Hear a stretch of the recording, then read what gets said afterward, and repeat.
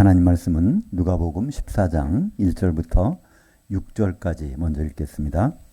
안식일에 예수께서 한 바리새인 지도자의 집에 떡 잡수시러 들어가시니 그들이 엿보고 있더라.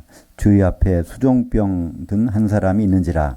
예수께서 대답하여 율법 교사들과 바리새인들에게 이르시되 안식일에 병 고쳐주는 것이 합당하냐 아니하냐. 그들이 잠잠하거늘 예수께서 그 사람을 데려다가 고쳐 보내시고 또 그들에게 이르시되 너희 중에 누가 아들이나 소가 우물에 빠졌으면 안식일이라도 그를 곧 끌어내지 않겠느냐 하시니 그들이 이에 대하여 대답을 못하니라. 원전으로 다시 보는 누가복음 오늘은 14장입니다. 자기 십자가 지기 예수 제자 자격 요건 이란 제목으로 말씀을 나누겠습니다. 오늘 여기 또 안식일이 등장합니다. 예수님은 다른 날에도 일을 하셨겠지만 특별히 안식일 날 많은 일들을 하시는 걸 볼 수 있어요. 그 이유는 특별히 그들은 안식일만큼은 모이거든요. 회당에. 그죠? 다른 노동을 안 하니까, 일을 안 하니까. 그 자리에서 예수님은 하나님 말씀을 선포하시고 또 그래서 여러 가지 현상들이 나타나는 그 가운데 오늘은 특별한 병, 수종병이라고 나오는데요. 저 개역 한글에서는 고창병이라고 나오죠. 고창병 들린 한 사람이 거기에 있는데 그 사람 고쳐주시기 전에 율법 교사들과 바리새인들에게 안식일에 병을 고쳐주는 것이 합당하냐 아니하냐 질문하니까 막상 그때는 대답을 못하는 거예요. 이 수종병이라고 하는 것은요, 그 원문을 보면 피도르 피코스라고 하는데요. 피도르라는 것은 헬라 말로 그 물을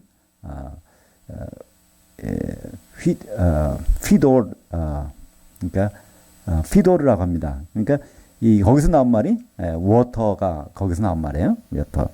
그래서 이 피도르에서 나온 말이 이제 그 라틴어로 가면 이드로, 그래서 하이드로카본 하면 탄화수소 뭐 이렇게, 그러니까 수소라는 단어에서 나오는데 이 병은 이게 물이 차는 병이라고 그래요. 어디 이렇게 막 붓는 병. 그러니까 이게 근육 속에 어디 속에 막 물이 들어가서, 그러니까 뇌에 들어가면 뇌수종병 하면 뇌에 물이 차는 거, 어디 물이 차는 이런 병들.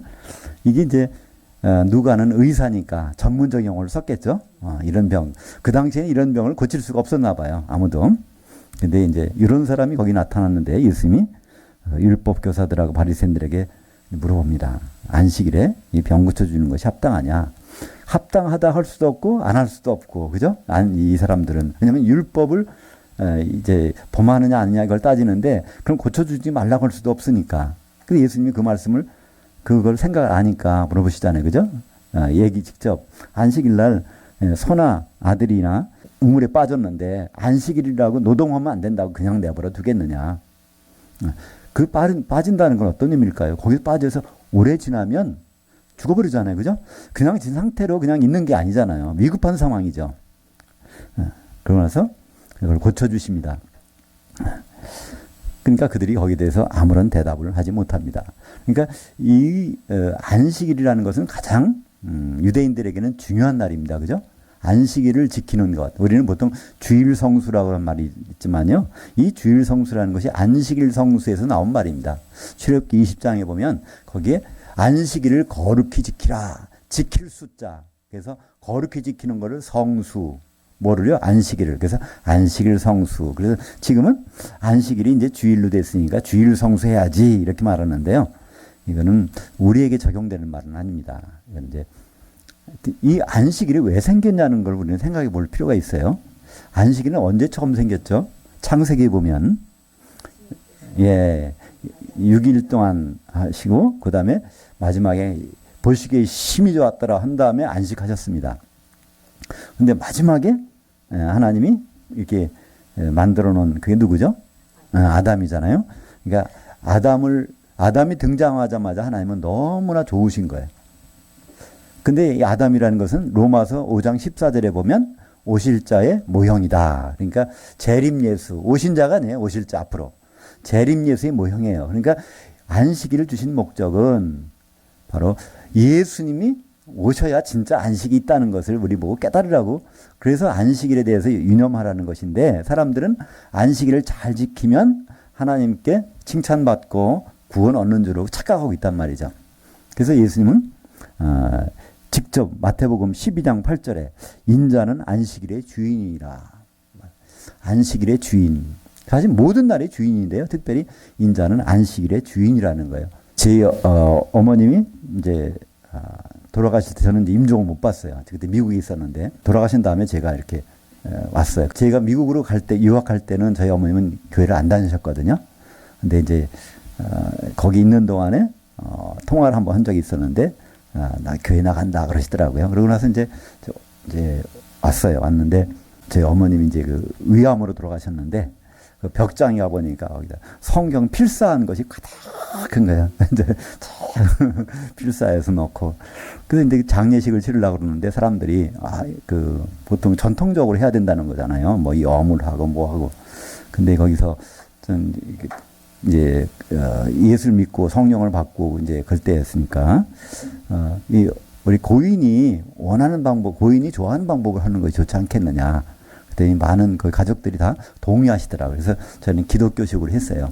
그래서 그러니까 주인공이 사람들이 그 고인을 위해서 왔다면 그분의 뜻에 따라 하는 것이 더 좋지 않겠어요?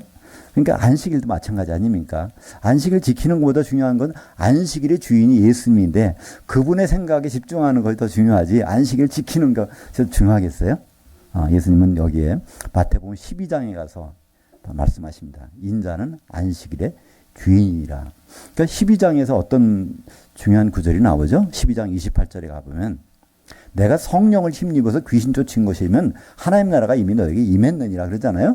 지금 천국이 임해서 하나님 나라가 임해서 거기서 벌어지는 일이 있는데 그 전의 일들 그러니까 율법은 언제까지죠? 천국에 오기 전까지잖아요. 마태복음 11장에 보면 모든 선지자 율법은 바로 세례 요한일 때까지인데 그 이후는 그것이 필요 없다는 거예요. 왜냐하면 세례 요한 이분이 바로 그리스도라는 걸 이렇게 지정했기 때문에 이때는 그분의 말만 들으면 되고 그래서 천국은 누구의 것이라고요? 침노하는 자의 것이다. 그냥 가만히 있어서 천국에 들어가는 것이 아니라는 거예요. 감 나온 밑에서 가만히 있으면 감 떨어진 그거 먹으려고 하면 안 된다는 거예요. 그죠? 천국은 정말 들어가기를 애쓰는 사람에게 허용되는 것이라는 것이죠. 바로 이런 말씀을 한 것이 이제 12장에 나오는데 그때 예수님은 그래서 안식일에 대해서 말씀하십니다. 그러니까 인자는 안식일의 주인이다. 모든 날에 그분은 주인이세요. 그러니까 우리가 모든 뭘 할 때마다 우리는 뭘 생각해야 될까요? 그분이 이라면 어떻게 생각했는가? 오늘 주제가 자기 십자가 지기입니다. 첫째, 자기 십자가라는 것은 뒤에 나오겠지만 십자가는 사형 틀입니다. 여기서 자기라는 것은 자아예요. 자기가 죽는 겁니다. 근데 우리는 착각해요. 내 몸이 자기인 줄 알아요. 나를 죽인다? 그러면 내 몸이 죽어야 되나? 나는 내가 이 세상을 떠나야 되나? 그게 아니라 내 몸에 들어있는 내 자아, 혼입니다. 내 혼이 이게 죽어야 된다는 거예요. 내 혼이 십자가에 달리면 사형틀이니까 살아내려오지 못하잖아요. 그렇다는 얘기는 예수님의 생각, 예수님의 혼으로 우리가 움직이려면 내 혼은 집어넣고 그분의 뜻대로 움직여야 되는 것. 그것이 바로 자기 십자가를 진다는 것입니다. 우리가 예수 믿는 것은 바로요. 내 생각대로 사는 게 아니잖아요. 내 생각대로 산다면 오히려 예수 믿어요. 예수님의 생각대로 살고 싶어서 그게 정확한 방법이니까 그래서 그걸 다른 말로 표현한 것이 자기 십자가 지기입니다. 그것은 이제 앞으로 계속 나오는데요. 그러면 안식일은 왜 주셨을까요? 출애굽기 이제 20장에도 거기 안식일이 지정된 것이 나오는데 골로새서 2장 16절, 17절을 같이 읽겠습니다. 그러므로 먹고 마시는 것과 절기나 초하루나 안식일을 이유로 누구든지 너희를 비판하지 못하게 하라. 이것들은 장래일의 그림자이나 몸은 그리스도의 것이니라. 그러니까 이 모든 절기나 특별히 안식일 그 그림자라는 거예요. 그림자가 있다는 얘기는 뭐가 있죠? 실체가 있다는 얘기예요. 그죠? 여기 지우개가 있습니다. 지우개가 있는데 여기 그림자가 보면 요 그림자를 보면 저게 뭐 지우개인가 봐. 이게 있다는 거예요. 그죠? 그러니까 안식일이 있었던 것은 바로 그 그림자였고 진짜 안식일의 주인공이 바로 예수님이라는 것을 알게 되는 거죠. 그렇다면 우리에게 진정한 안식은 언제 있을까요? 예수님 오시면 그때부터 안식이 있습니다. 우리가 왜 안식하지 못하죠? 영적인 대적이 있기 때문에. 그래서 마귀가 이제 자취를 감추는 시기가 오는데 그거는 바로 예수님이 등장하면 안식이 있다는 거죠. 창세기에서 6째 날 아담이 등장하자마자 다음날 안식이 있었던 것처럼 앞으로도 안식일에 대해서 성경에 이제 계속 많이 나올 텐데 그 안식일 한번 우선 생각해야 되는 것은 바로 예수님이 오시면 안식이 있겠구나. 그러니까 우리의 모든 삶은요. 이 세상에서 안식을 추구한다는 것은 우리는 쉬운 일이 아닙니다. 그리고 불가능한 일이에요. 그러나 분명히 안식은 있습니다. 언제 있죠? 바로 예수님이 오시면. 그러니까 그분이 오시기를 기다리는 것이 우리의 삶이잖아요. 그러면서 그것을 중간중간 맛볼 수 있어요. 그죠? 맛보기로. 그분이 오실 때까지는. 그것이 우리의 신앙 생활이죠. 그래서 오늘 주제는 다 그런 부분으로 흘러갑니다. 7절부터 11절까지 한번 같이 읽어보겠습니다. 청함을 받은 사람들은 높은 자리에 택함을 보시고 그들에게 비유로 말씀하여 이르시되 내가 누구에게나 혼인잔치들의 청함을 받았을 때 높은 자리에 가지 말라. 그렇지 않으면 너보다 더 높은 사람이 청함을 받은 경우에 너와 그를 청한 자가 와서 너더러 이 사람에게 자리를 내주라 하리니 그때 네가 부끄러워 끝자리로 가게 되리라. 청함을 받았을 때 차라리 가서 끝자리에 앉으라. 그리하면 너를 청한 자가 와서 너더러 벗이어 올라 앉으라 하리니 그때야 함께 앉은 모든 사람 앞에서 영광이 있으리라. 무릇 자기를 높이는 자는 낮아지고 자기를 낮추는 자는 높아지리라. 여기 지금 앞에 문장하고 연결되는 겁니다. 안식일날 초청을 받아 갔어요. 근데 거기에 사람들이 다 높은 자리에 앉아 있었나 봐요.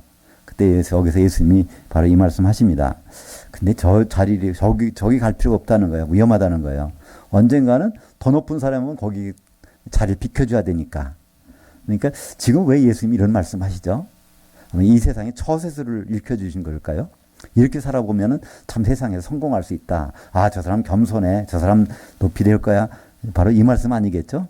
모든 건 자기가 누구란 예수님을 몰라보잖아요. 이 사람은 지금 바리새인은 예수님 초청해서 대접을 하고 있지만 다른 자기 친구들보다도 뭐 비슷한 사람이나 조금 그렇게 생각하지 따로 생각을 안 한단 말이에요. 그래서 예수님은 자기를 알아보기를 사람들이야. 예수님을 아는 것이 우리에게 아주 기본이니까 그것이 예수님 모른다면 우리는 더 이상 소망이 없잖아요. 그분의 일정을 알면 우리는 바로 소망이 있습니다. 그러니까 예수님이 가장 알리고 싶어하는 것은 예수님 자기를 알려주는 거예요. 그죠? 우리가 그분을 믿으려면 그분을 알아야 되니까. 그러니까 결국은 자기를 낮추는 자가 높아지리라. 가장 낮게 오신 분이 바로 가장 높은 분이라는 것을 여기서 알려주시길 원하죠. 빌립보서 2장 6절 볼까요? 그는 근본 하나님의 본체시나 하나님과 동등됨을 취할 것으로 여기지 아니하시고 오히려 자기를 비워 종의 형체를 가지사 사람들과 같이 되셨고 사람의 모양으로 나타나서 자기를 낮추시고 죽기까지 복종하셨으니 그래서 그를 지극히 높여 이제 가장 모든 자들이 그분의 무릎에 그분 앞에 무릎 꿇게 하신다는 것이 이제 빌립보서 다음 절까지 내용인데요. 바로 이 자기를 낮춘 것을 생각해 본 사람이야말로 바로 예수님을 알아볼 수 있다는 거죠. 세상적인 지식으로 저분이 대단한 말을 하시네, 훌륭한 말을 하시네, 그렇게 해서 알 수 있는 분이 아니라는 거예요. 사람들이 생각이 바뀌기 전에는 그것을 알 수가 없다는 것입니다. 12절부터 14절까지 한번 같이 읽겠습니다. 또 자기를 청한 자에게 이르시되 네가 점심이나 저녁이나 베풀었거든 벗이나 형제나 친척이나 부한 이웃을 청하지 말라. 두렵건대 그 사람들이 너를 도로 청하여 내게 가품이 될까 하노라. 잔치를 베풀거든 차라리 가난한 자들과 몸 불편한 자들과 저는 자들과 뱅인들에게 청하라. 그리하면 그들이 갚을 것이 없으므로 내게 복이 되리니 이는 의인들의 부활 시에 내가 갚음을 받겠음이라 하시더라. 이게 보통 이제 잔치는 우리는 뭐 한 번 하고 말지만요. 그 유대인들의 풍습은 이게 잔치가 두 번 있었던 것 같아요. 점심이 있고 또 저녁이 있어요.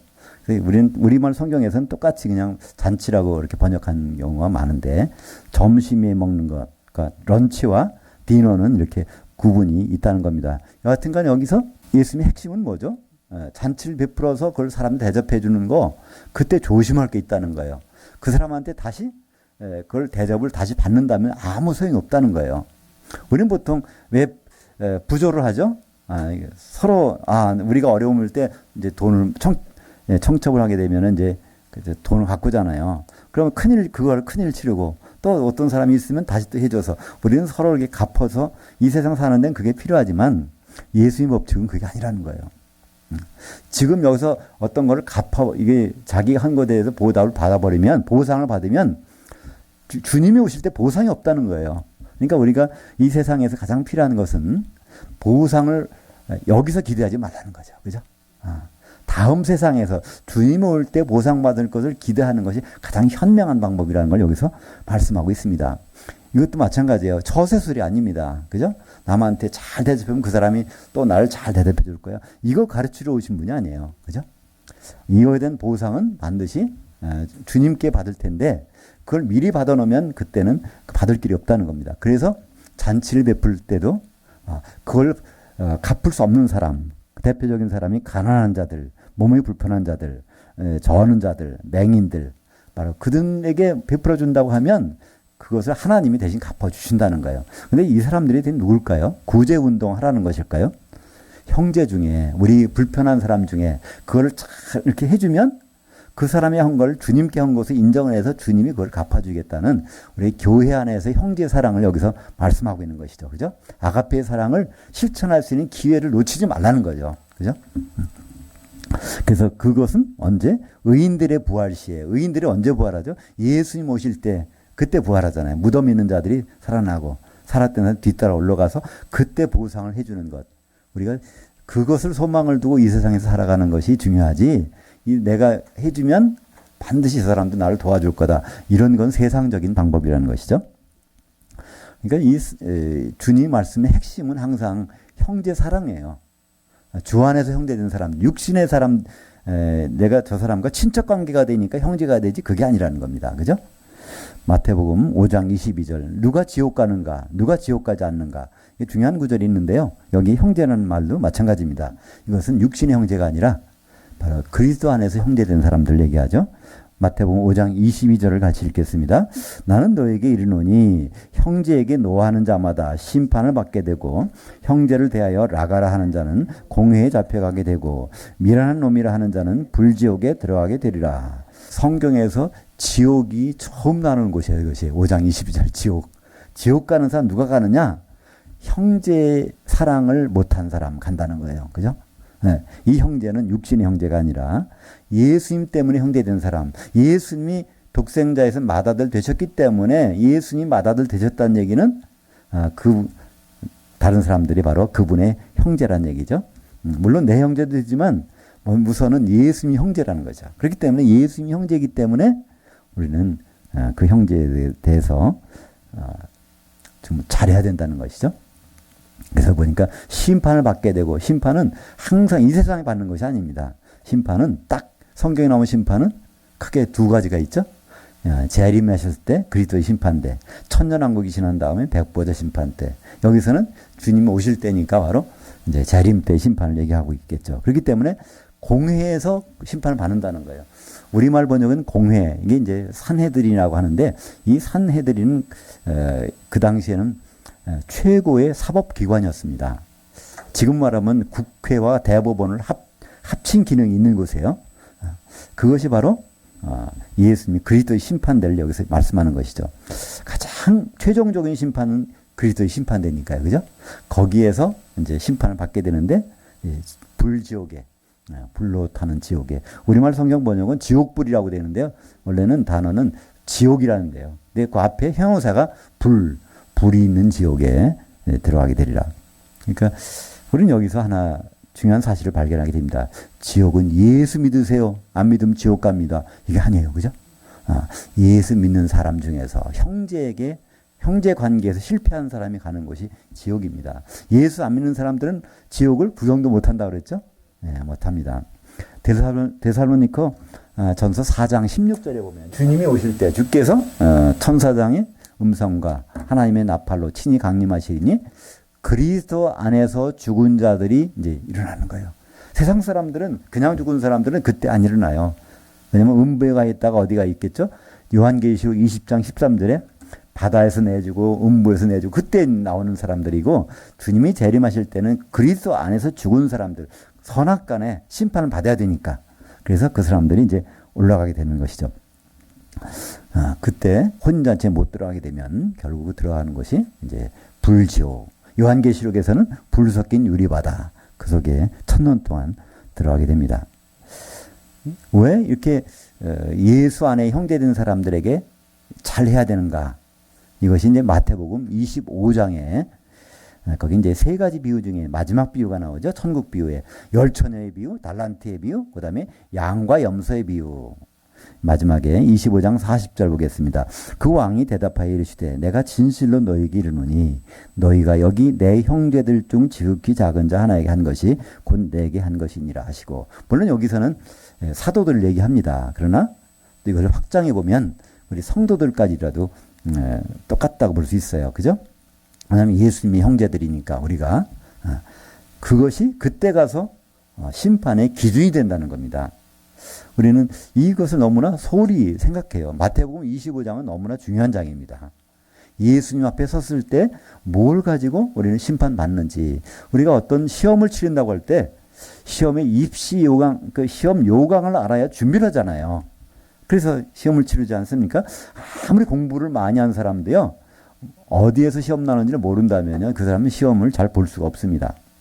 우리가 주님 앞에 섰을 때 과연 칭찬을 받을 것인가, 책망을 받을 것인가, 그것의 가장 확실한 입시 요강은 마태복음 25장입니다.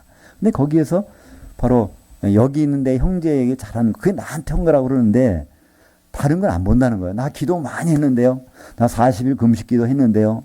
나 봉사도 많이 하고 헌금도 많이 했는데요. 뭐 그것은 여기 안 들어가잖아요. 없어요, 전혀. 그죠? 오히려 그거 하다가 남에게 상처를 줬다면, 그죠? 오히려 잘못될 수도 있어요. 그죠? 너무, 그러니까 어떤 사람은 헌금을 조금밖에 못 했는데, 이 양반은 그냥 수십억을 바쳤어. 야, 그러면, 그 좋아하는 사람도 있겠지만, 또 어떤 사람은 그것 때문에 상처받을 수 있잖아요. 그죠? 그럼 형제를 이상하게 마음을 상하게 한 거예요. 그럼 오히려 손해날 수도 있어요. 그러나 여기서 중요한 거는 예수님이 형제에게 잘한 것, 바로 자기에게 잘했다는 거예요. 그것을 바로 영생의 한 시대, 1000년 동안에 나와 같이 삶을 하게 되고, 그렇지 않은 사람들은 영벌에 들어간다는 겁니다.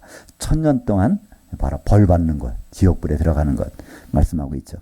그러니까 우리는 너무나 확실한 신앙의 기준과 목표가 있는데 거기에 대해서는 관심이 없어요. 그죠? 그냥 내가 예수 믿으면 천국 가지. 그 성경에 없는 단어인데, 그죠? 죽어서. 천국은 어디 가, 천국 열쇠를 놓고 가셨는데 천국 언제 간단 말이에요. 그죠? 예수님은 천국 열쇠를 안 갖고 계시다니까요. 예수님 지금 열쇠 4개밖에 안 갖고 계세요. 원래는 5 종류인데 천국 열쇠를 빼고 요한계시록에 보면 예수님 갖고 계신 열쇠가 4개 더 나오죠? 내가 사망과 음부의 열쇠를 가졌노니, 요한계시록 1장 18절에, 그죠? 그럼 사망의 열쇠, 음부의 열쇠. 또 3장에 가보면 다윗의 열쇠, 천년왕국의 왕의 열쇠를 갖고 있어요. 천년왕국. 그 다음에 무적행의 열쇠, 예수님 오셔서 마귀 집어넣을 거. 그러니까 예수님은 열쇠 종류가 5개가 있는데 그 중에 1개는 12개겠죠. 12사도한테 천국 열쇠 줘야 되니까 그거는 이미 놓고 가셔서 그분에게는 천국문의 열쇠가 없어요. 나 천국 들여보는 게 해주세요. 거기 가서 열쇠 있는 데 가서 찾아봐. 그러겠죠. 그죠? 그래서 그분은 이제 4개의 열쇠를 갖고 계십니다. 16절부터 안 와요. 사정이 있다는 겁니다. 어떤 사람은 밭을 샀다는 거예요. 그러니까 일을 하러 가야 당연한 거죠. 그 다음에 어떤 사람은 소를 샀는데 또 그걸 봐야 된다는 거고, 결혼했는데 24절까지인가요?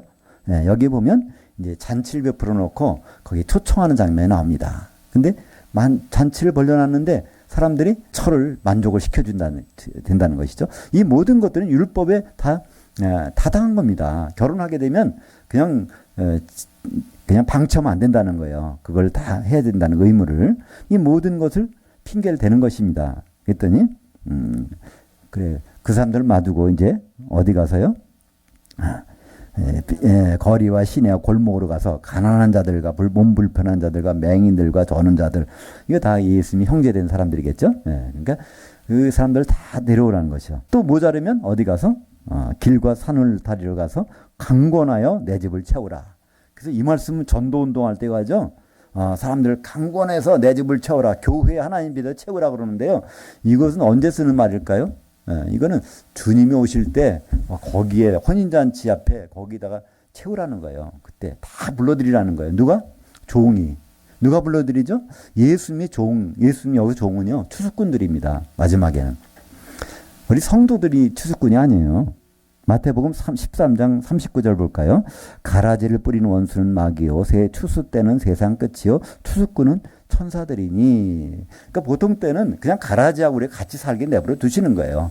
그때 부를 때는 천사가 와서 부르는 거지 우리 성도들이 가서 부르는 것이 아니란 말이에요. 우리는 참석만 하면 돼요. 부르러 청첩장 돌리러 다니는 사람도 아니에요. 우리는 그죠? 그래서 그것들을 이제 불림을 당하면 거기 잔치를 참여하는데 그때 24절에 보니까 왜냐하면 내가 너에게 말하노니 전에 청하였던 그 사람들은 하나도 내 만찬을 맛보지 못하려 하였다 하시니라. 이걸 뭐 이렇게 볼 수도 있어요. 유대인들 배척해서 이방인들에게 복음이 전해져서 이제 이들이 다 들어갑니다. 그러니까 거기에 내 집을 채우라. 거기 다 불러 모으라는 거예요. 그러니까 추수꾼들은 모든 사람을 불러 모읍니다. 불러 놓아서 그들이 다 혼인잔치에 들어가는 것이 아니에요. 불러 모으고 거기서부터 이제 결정이 나는 거죠. 기름을 준비한 사람과 안 준비한 사람 결정이 나는데 여기에서는 이 부분이 조금 선명하지가 않아요. 왜 그러냐면 마태복음에서 선명하게 돼 있거든요. 마태복음은 그 부분을 이렇게 얘기합니다. 점심에 다 부르는 거예요. 점심 때. 그리고 이제 저녁 때 거기 가는 예복 입고 가는 사람만 거기 가야 되는데 그때 거기서 예복 안 입은 사람들을 거기 나가게 하는 거죠. 이 예복이 뭘까요? 그리스도의 옷. 예수 그리스도의 옷을 입은 그 옷에 들어가 있는 사람만 거기 들어가야 되는데 예수 그리스도의 옷이 뭘까? 갈라디아서 3장 27절 볼까요? 우리 프린트 맨 마지막에 한번 보시면 누구든지 그리스도와 합하기 위하여 세례받은 자는 그리스도로 옷 입었느니라. 그러니까 예수 그리스도 옷 입는 방법은요. 성령에 잠기는 것밖에 없단 말이에요. 그죠? 근데 성령은 어디 계시죠? 바로 혼자 있는 데는 없어요. 그죠? 이 교회를 이루고 있는 곳에 그곳에 있으면 하나님 보시기에 우리가 예수 그리스도 옷을 입고 예복을 입고 있는 거예요. 그죠? 그러니까 성령이 없다면 기름이 없다면 예복이 안 입은 거고요. 그 기름이 있다면 바로 예복을 입은 거라는 거예요. 그러니까 우리는 예복을 입었건 안 입었건 간에 다 추수꾼들은 우리를 다 데려갈 겁니다. 점심에 다 소집을 해요. 거기에 전부 데려가지만 거기서 그 만찬에 거기 가서 끝까지 갈 수 있는 사람은 바로 예수 그리스도 옷 예복을 입고 있는 사람. 그 예복은 바로 세례인데 이 세례는 물 세례 성령 세례가 아니죠. 두 가지가 있는 것이 아니라 성령 세례만. 왜냐하면 세례는 하나라고 되어 있잖아요. 에베소서 4장에 보면 4장 4절 5절에 있죠. 세례 하나요. 성령도 하나요. 세례도 하나요. 그러니까 성령 세례밖에 없다는 거예요. 물 세례는 그건 생각하지도 말라는 거예요. 그거는 세례 요한에 주던 것이니까 그래서 생각하지 말고 바로 성령 세례가 예수 그리스도의 옷을 예복을 입는 방법. 그래서 이 부분을 다 구분하는 것이 성경에서 두 단어가 나와요. 점심, 마태복음 22장 2절과 4절 그 중간중간에 이제 생략했는데요. 한번 거기 있는 것만 같이 읽어보죠. 마태복음 22장 2절부터 천국은 마치 자기 아들을 위하여 혼인잔치를 베푼 어떤 왕과 같으니 다시 다른 종들을 보내매 이르시되 청한 사람들에게 이르기를 내가 오찬을 준비하되 나의 소와 살찐 짐승을 잡고 모든 것을 갖추었으니 혼인잔치에 오소서 하라 하였더니 이르되 친구여 어찌하여 예복을 입지 않고 여기 들어왔느냐 하니 그가 아무 말도 못하거늘 그 왕이 사환들에게 말하되 그 손발을 묶어 바깥 어두운 데에 내던지라 거기서 슬피 울며 이를 갈게 되리라 하니라. 청함을 받은 자들은 많되 택함을 입은 자들은 적으니라. 그러니까 청함은 다 받아요. 죽은 자들은 그리스도 안에서 죽은 자들은 데살로니가전서 4장 16절 바로 그들은 다 추수꾼들이 와서 데리고 갑니다. 그래서 5천 바로 이 아리스톤이라고 하는 점심에 우리는 런치라고 그러죠. 힐라어는 아리스톤. 그다음에 만찬은 데이프논. 여기는 모두가 가는데 여기는 예복 이런 사람만 들어갈 수 있다는 거예요. 그러니까 예복 바로 그리스도의 옷 성령 세례 안에 있는 기름을 준비한 사람들만 거기에 들어간다. 요 바로 이 오찬과 만찬을 구분합니다. 그래서 요한계시록에서 이 혼식 장면을 생생하게 보여주고 있는 것이 요한계시록 19장인데요. 거기 9절을 보죠. 요한계시록 19장 9절. 천사가 내게 말하되 기록하라. 어린 양의 혼인잔치 만찬 데이프논의 청함을 받은 사람들은 복이 있도다. 하고 내게 말하되 이건 하나님 참되신 말씀이라 하기로. 그러니까 그 아리스톤 오찬에 여기 온 사람이 아니라 여기까지 온 사람이야말로 이게 예복을 입고 있는 사람이라는 거예요. 그죠? 거기에 어린 양이 한 세마포 옷을 입었는데 그는 성도들의 의로운 형실들이더라. 그래서 성도들이 한 몸이 된 거기에 한 세마포 옷을 입고 있는데 그것이 바로 뭐라고요? 그 만찬이라는 거예요. 혼인잔치를 가모스라고 하는데요. 가모스. 이 가모스는 아리스톤이라고는 점심하고 저녁에 만찬, 데이프논 이것으로 구성되어 있는데 우리는 여기까지 가야 되는 겁니다. 아리스톤 이거는 어쨌건 간에 다 끌려가요. 예수님 오시면 그리스도 안에서 죽은 자들이 먼저 일어나고 그래서 공중에 올라갑니다. 그러니까 열 처녀가 다 올라가잖아요. 다 주님 만납니다. 열 처녀가. 근데 다섯 처녀는 들어가는데 기름을 준비하지 않은 다섯 처녀는 내가 너를 모르겠다. 그러니까 거기 만났으니까 모르겠다는데 만나지 않으면은 모르겠다는 말 하시겠어요? 만났다는 얘기는 예수님 공중에 오셨으니까 공중에 올라갔다는 얘기죠. 이제 공중까지 갔는데 결국은 거기서 손발을 묶어가지고 이제 던져지는 거예요. 왜 손발을 묶을까요? 그냥 던져지면 바닷물에 둥둥 떠오르니까 천년 동안 떠오르면 안 되니까 그러니까 맷돌 달듯이 묶어서 넣어놨다가 천년 지나면 이제 다시 이제 그 바다에서 올라와서 요한계시록 20장 13절에 보면 바다에서 죽은 자들을 내주고 사망에서도 음부에서도 그래서 이제 백보자 심판에서 그때는 영의 구원 생명책에 이름이 있는지 없는지 그걸 봐서 이제 새 예루살렘으로 들어갈 사람들을 정하게 됩니다. 고린도후서 5장 10절을 보겠습니다. 이는 우리가 다 반드시 그리스도의 심판 앞에 나타나게 되어 각각 선악간에 그 몸을 통하여 행한 것을 따라 받으려 함이라. 고린도후서 5장에 우리라는 것은 성도들입니다. 세상 사람들 아닙니다. 그러니까 우리가 다 성도들은 예외 없이 선악간에 바로 선한 일을 행했든 악한 일을 행했든 그 몸, 그리스도의 몸에서 어떤 일을 했든 간에 바로 심판을 받아야 된다는 것이죠. 그래서 우리는 죽으면 천국 간다. 이 말은 너무나 막연한 것이고요. 또 천국 가는 것이 아니고, 그죠? 천국은 있어야 되는 거, 지금 들어와 있어야 되는 것이죠. 천국 안에. 그러니까 천국 안에서 할 일이 많이 있는데, 그때는 아무것도 안 하고, 나중에 들어가려고 한다면 이상하잖아요. 그죠? 천국은 이와 같으니 하면서, 거기는 알곡도 있고, 가라지도 있고, 뭐죠? 쭉정이도 있고, 이게 모든 같이 벌어져서 이런 일이 벌어지고 있는데, 그런 일을 할 때는 아무것도 안 하고 있다가, 나중에 천국에 들어가려고 하면, 그때는 13가지로 다시 내려와야 되는데 참 곤란하겠지 않겠습니까? 지금 보니까 그 빌리기란 목사님이 이제 타계하셨다고 그래서 그분이 이제 천국 가셨다 그래서 이렇게 신문이 나고 그러는데 좀 성경적인 아니죠? 천국에 정말 그분이 들어오셨을까? 그러면 들어왔으면 정말 어디 가셨을까? 지금 그분은 어디 가 계실까?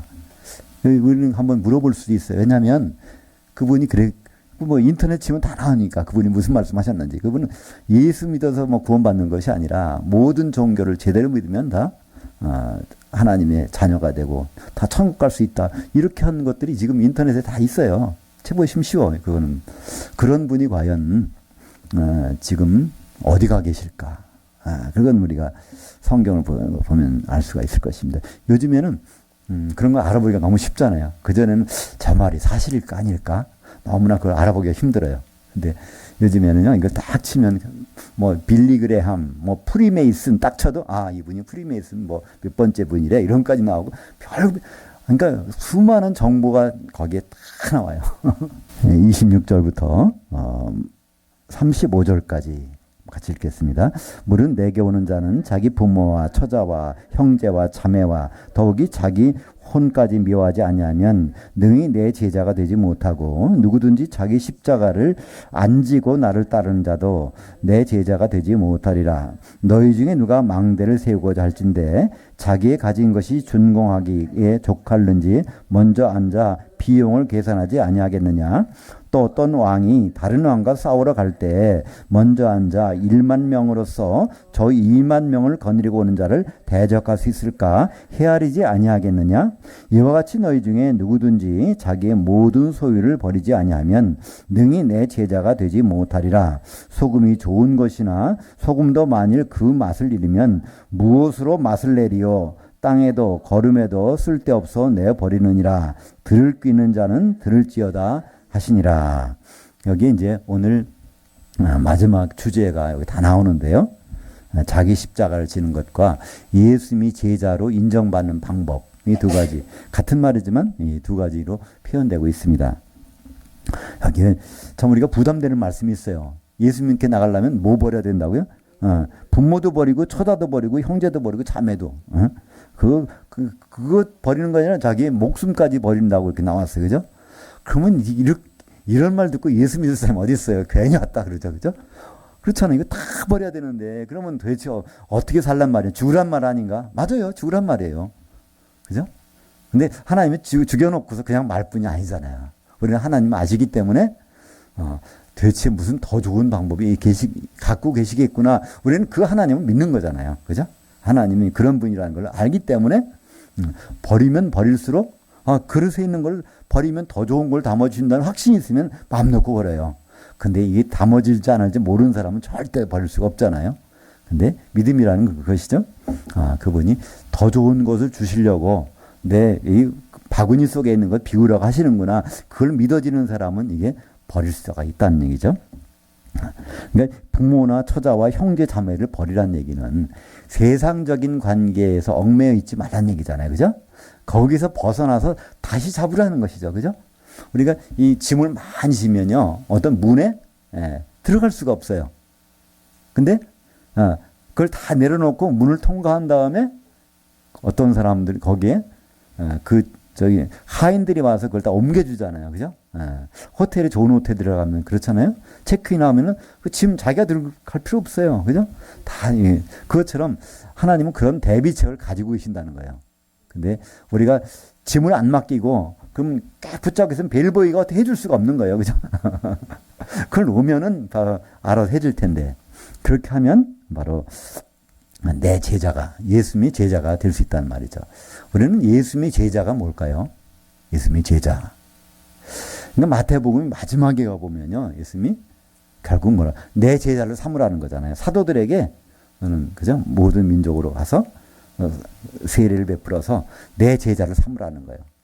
바로 내 제자. 예수님의 제자는 두 종류가 있습니다. 딱. 그죠?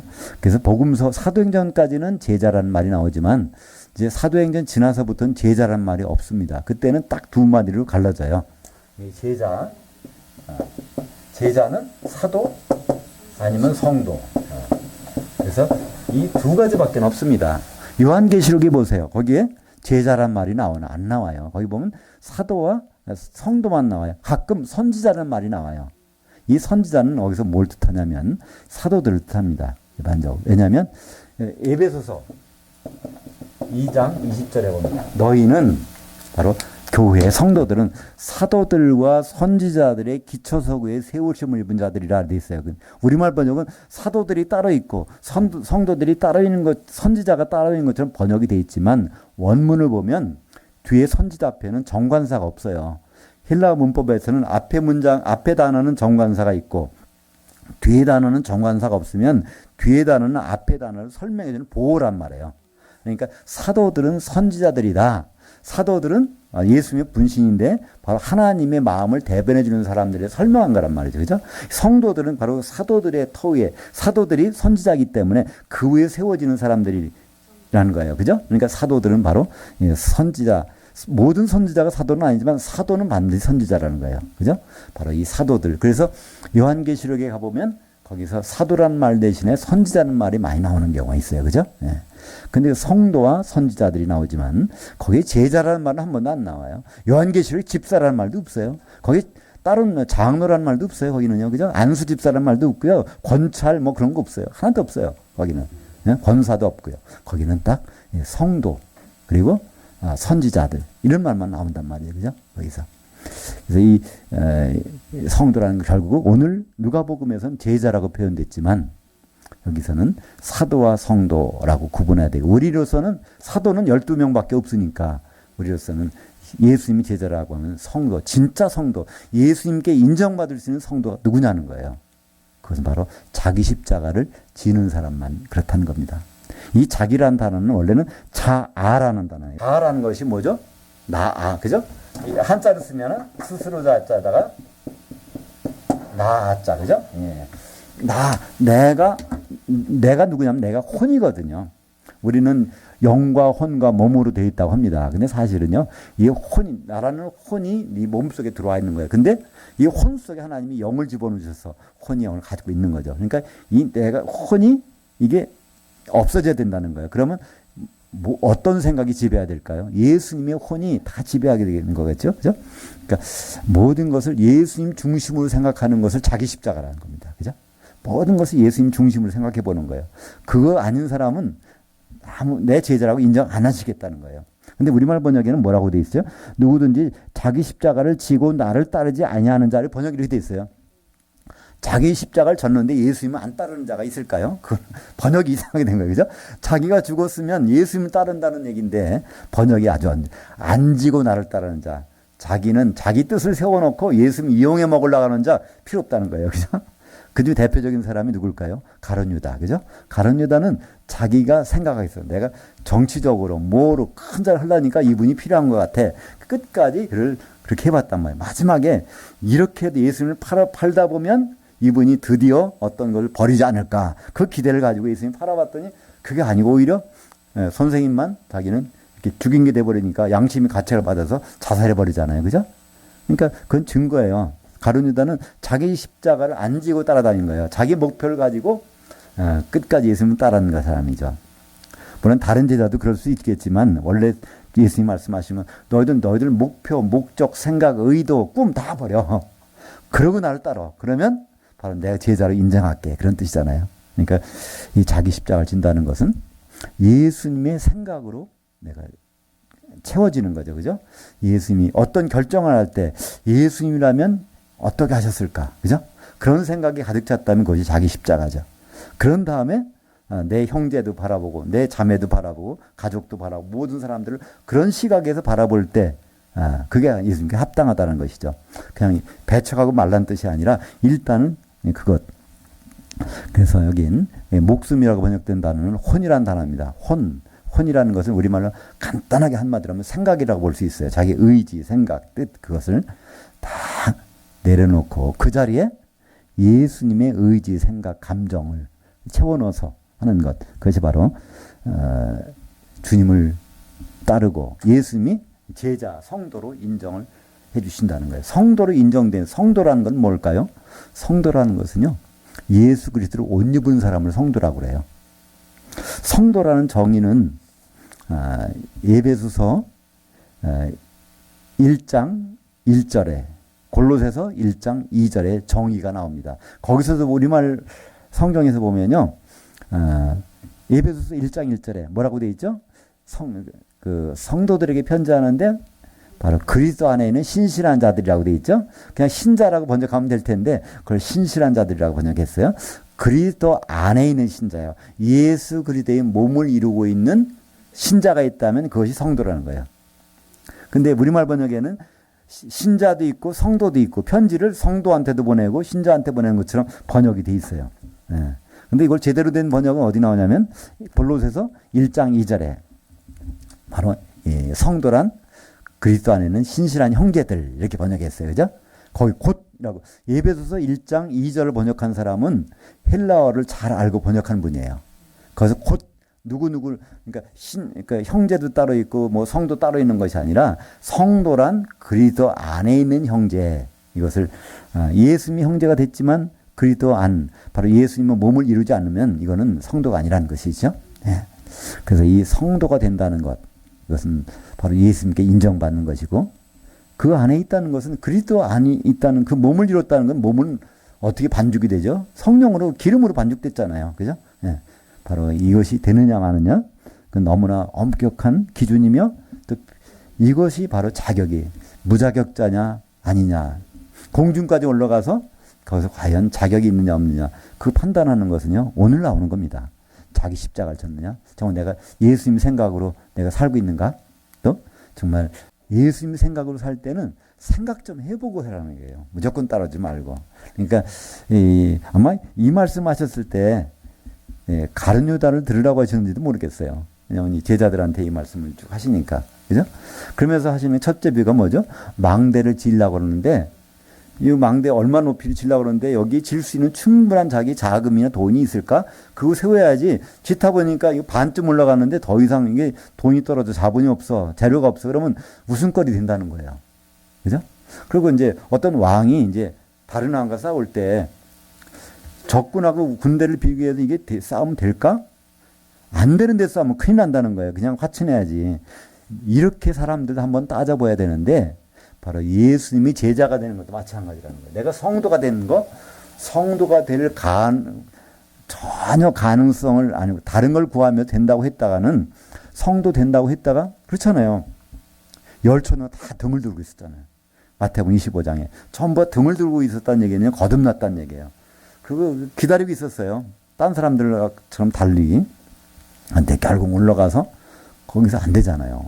망대 세우지 못한 건 똑같잖아요. 그죠? 전쟁했다가 괜히 거기서 망태배하는 건 똑같잖아요. 공중까지 올라갔다가 혼자체 못 들어가고 그 불 섞인 유리바다 불지옥에 던져져서 천년 지낸다고 하면 그런 가능성이 있다는 걸 미리 살펴보고서 지금 예수님 제자 되겠느냐 말겠느냐. 그죠? 그러니까 지옥 갈 수 있다는 것을 염두에 두고서 예수 믿으라는 거예요. 그죠? 그게 싫어? 그럼 지옥 구경하기 싫어? 그러면 아예 음부 갈 거 생각하면 아예 예수 안 믿어도 되는 거예요. 그죠? 그러니까 지옥 갈 수도 있다는 걸 염두에 두고서 예수 믿으라는 거예요. 지옥 가더라도 백보자 심판이 통과될 수 있습니다. 예, 그거로 꼭 만족하시는 분은 할 수 없죠. 그죠? 예. 그거로 만족하시는 분이라면 할 수 없지만 거기에 보장이 없잖아요. 그죠? 바다에서 올라온 사람들이 전부가 다 지옥에서 올라온 사람들이 전부가 다 이 새 예루살렘에 간다면 심판이 필요 없잖아요.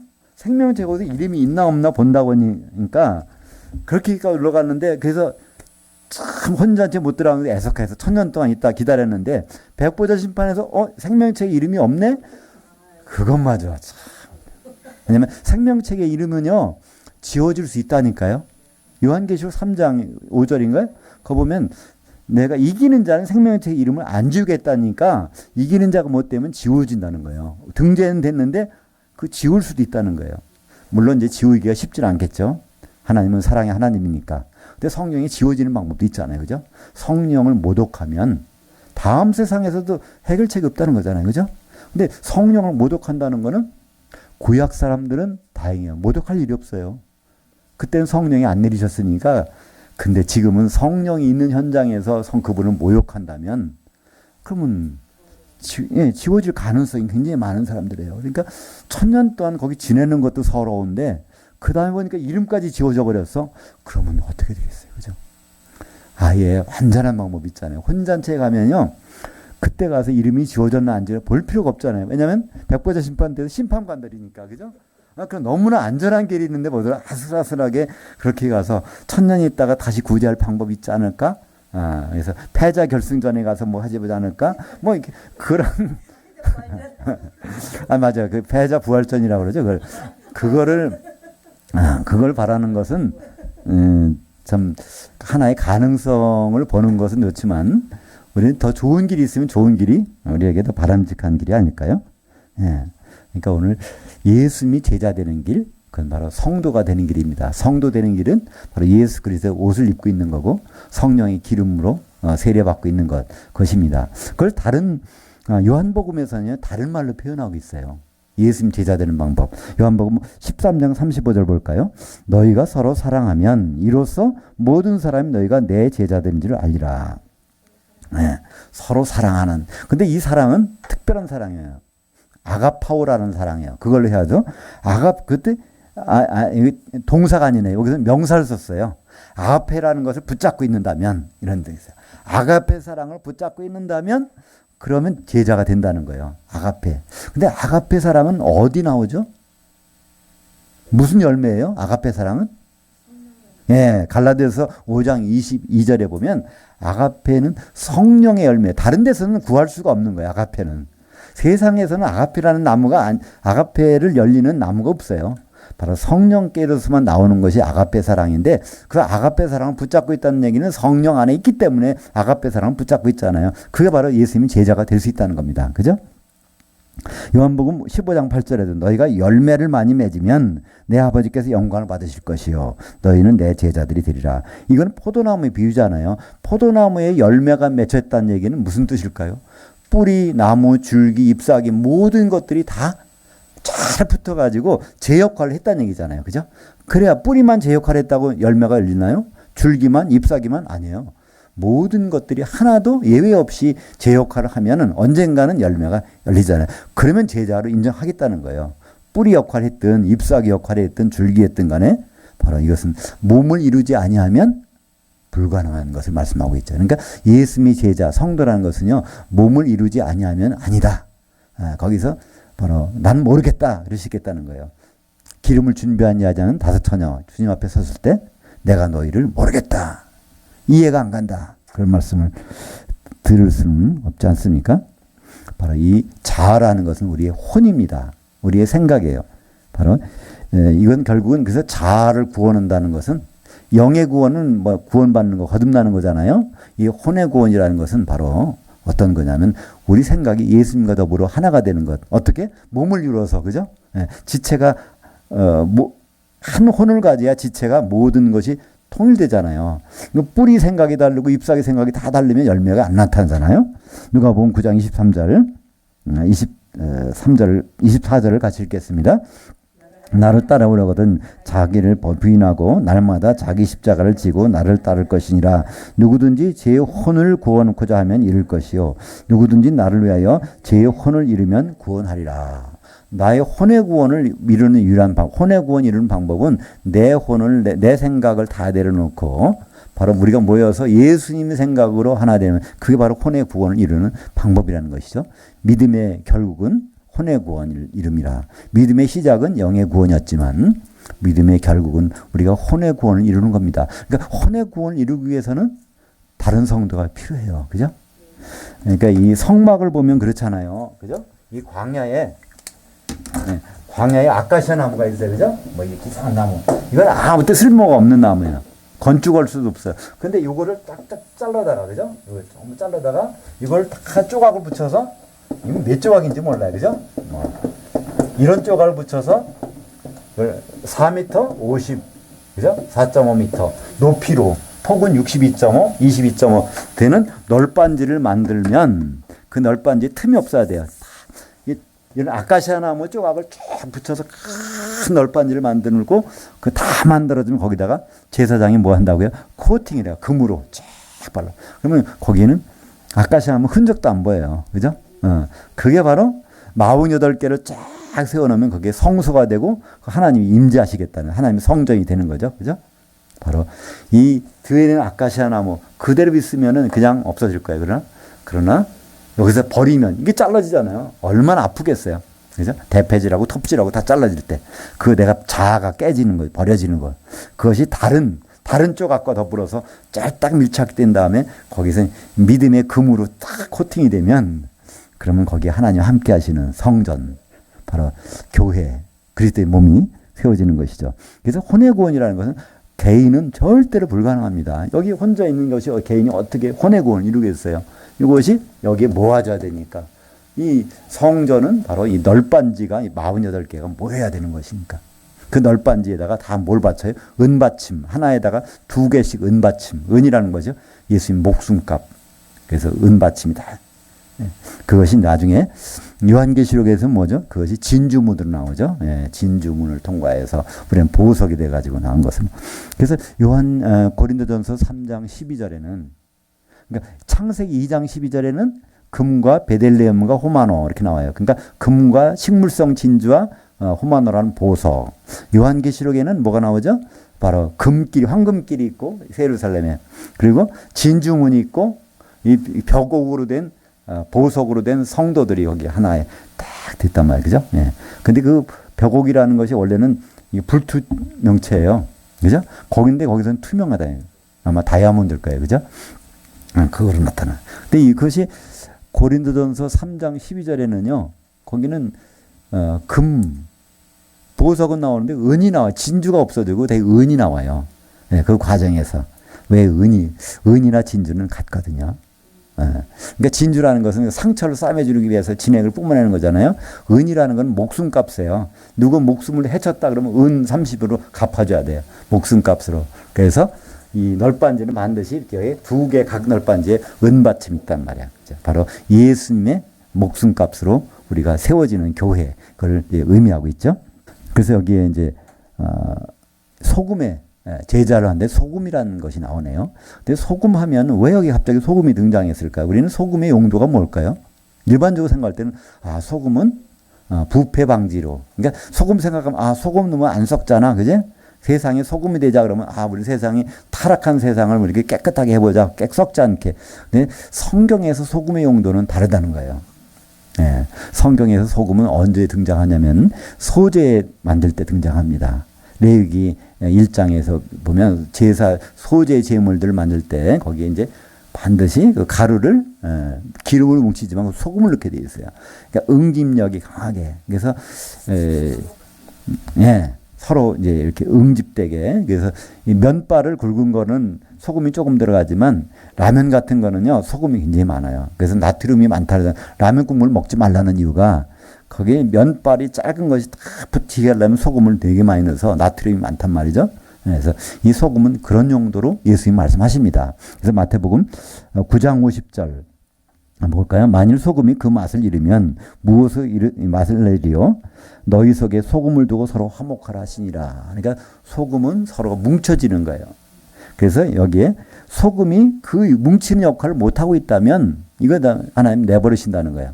우리가 정말 우리는 그런 역할, 우리의 소금이 과연 있는지, 우리가 뭉쳐지고 있는지 없는지 이 부분이 이 예수님이 제자 되는 길에서 너무나 중요한 얘기라는 것이죠. 그러니까 결국 오늘 제목처럼 자기 십자가 진다는 것, 우리는 이것을 되게 오해하죠. 예수님이 십자가 지셨으니까 나도 그런 고난을 받아야지 이렇게 생각합니다. 복음성가도 그런 게 있잖아요. 예수님의 십자가, 그죠? 나도 그걸 진다는 거잖아요. 그렇게 지고 간다는 거잖아요. 그죠? 아니요. 예수님 십자가는 그분 한 분으로 좋게요. 우리가 더 져서 플러스 될 것도 없고 마이너스 될 것도 없고 아무것도 없어요. 예수님의 명령은 네 십자가를 지라는 거예요. 내 생각과 혼을 버려놓고 그러고 내 생각으로 따라가라는 거죠. 그죠? 우리가. 근데 그래서 그것이 자기 십자가 지는 것은 너무나 중요합니다. 그걸 안 졌던 사람, 대표적인 사람이 가룟 유다. 그죠? 그래서 그는 결국은 실패하잖아요. 그래서 예수님의 제자 되는, 나를 따르는 자는 합당한 자는 이런 사람이다. 그 소금이 과연 우리 가운데 있는가? 우리가 좀 더 뭉쳐지고 있는가? 우리 옆에 있는 분들이 딱 뿔뿔이 흩어져 보이면요, 이거 좀 곤란해요. 그죠? 저분이 있음으로 해서 우리가 이 널빤지가 되고 여기가 금이 입혀지고 은받침이 받쳐져서 우리가 그 성전이 되어가고 있구나. 그죠? 그래서 나도 그런 사람이 돼야 되고 또 내 옆에 있는 형제들도 그런 귀한 성도가 돼서 될 때 그것이 바로 자기 십자가를 지고, 그러니까 여기까지 들어오려면요, 이 널빤지 속에 들어오려면 여기서 자기가 있겠어요? 없어져요. 이 나무 조각이 여기서 안 보인다니까요. 들어오면 금으로 다 입혀놔서. 그래서 성막 가보신 적이 있겠지만 성막 세우는 데 가보면요 나무가 안 보여요. 금으로 다 코팅이 돼서. 그러니까 그만큼은 자기 십자가를 졌다는 얘기죠. 그죠? 그게 자기가 없어진 거예요. 거기에 그분의 생각으로 다 들어와서. 그것이 바로 예수님의 제자가 되는 조건이고, 그것이 마지막 때 주님 만났을 때 바로 그분 앞에 바로 내 제자다, 내 성도다 이렇게 인정받는 그 길입니다. 그런 다른 길은 성경에서 찾아볼 수가 없습니다. 그 길은 자기 십자가는 굉장히 힘들 것 같지만 그분이 함께 해주시면 쉬울 수 있겠죠. 기도하겠습니다. 하나님 아버지 감사합니다.